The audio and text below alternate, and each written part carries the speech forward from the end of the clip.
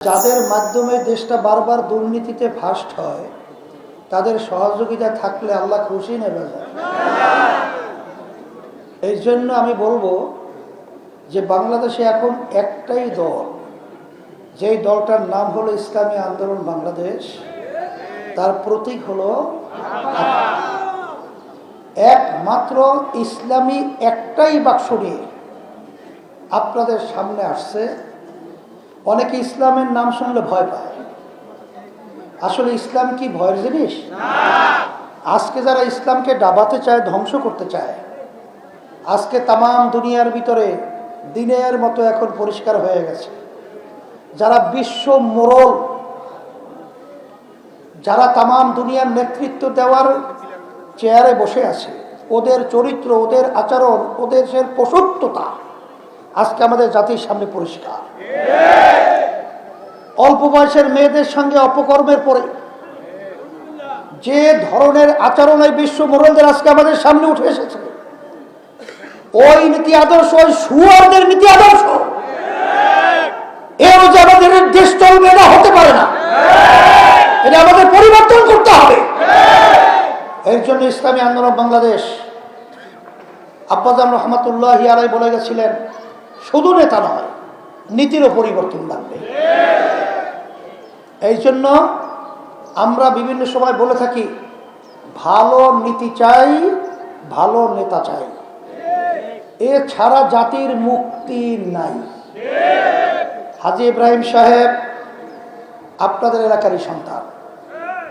এখানে দুইবার সে জনপ্রতিনিধি ছিল। তার ব্যাপারে নতুনভাবে আমি আলোচনা করে আপনাদেরকে কি বুঝাবো? তবে আমি যতটুকু জানছি, আমি যতটুকু দেখছি, হাজী ইব্রাহিম ভালো। আপনাদের কি মত? ভালো ভালো ভালো। তাহলে ভালো নেতা পাইছি।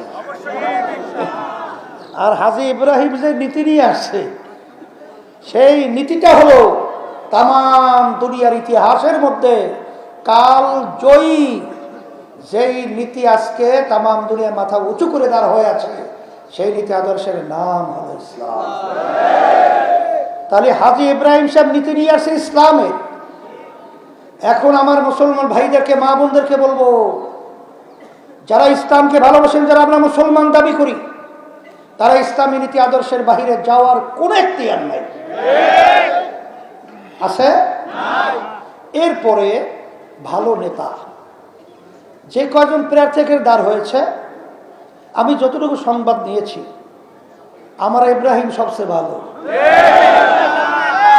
তাই যদি ভালোই হয়, কুল্লু ইনাই আতারাশাহু বিমা ফিহে, যে ভান্ডের ভিতরে যা থাকে কাট করলে তাই হবে। বানাইবেন একটা চাঁদাবাজারে আপনারা ভোট দিয়ে নেতা, সেখান থেকে মধু হইবেন। হ্যাঁ, একটা খনিকে বানাইবেন আপনারা নেতা, তার সেখান থেকে আপনারা সুঘেরান আতর হবে। অবাস্তব কথা। এর জন্য কথা বেশি লম্বা করব না, আমি সংক্ষেপ বলবো এতটুকুই, যে আমি সারা দেশে সফর করার পরে আমি যতটুকু দেখছি, আলহামদুলিল্লাহ, হাত পাকা প্রতীকের প্রতি সর্বশ্রেণী, সর্বপেশার, সর্বমহলে আমার ভাই বোনরা, আমার মা বোনেরা, আমার ভাইরা, আমার মুরব্বীরা, আমার যুবকরা, আমার ছাত্ররা সব হাত পাকা প্রতীকের পক্ষে আন্তরিকভাবে তারা আজকে মাঠে নেমেছে। বিজয়ের মালিক আল্লাহ, কিন্তু ভাব তো ভালো দেখিস।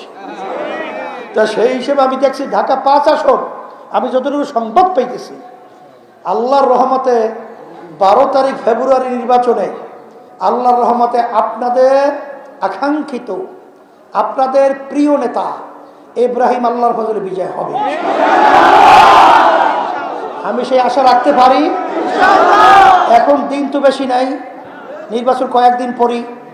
এখন আমরা প্রতিজ্ঞাবদ্ধ হতে হবে, আমার ভাইকে বিজয়ের জন্য, ইসলামকে বিজয়ের জন্য, হাত পাকা প্রতীকে বিজয়ের জন্য আমরা আমার ভাইদের কাছে যাব, আমার মা বোনদের কাছে যাব, রুটিন পরিবর্তন করব, বিজয় করে ফুলের মালা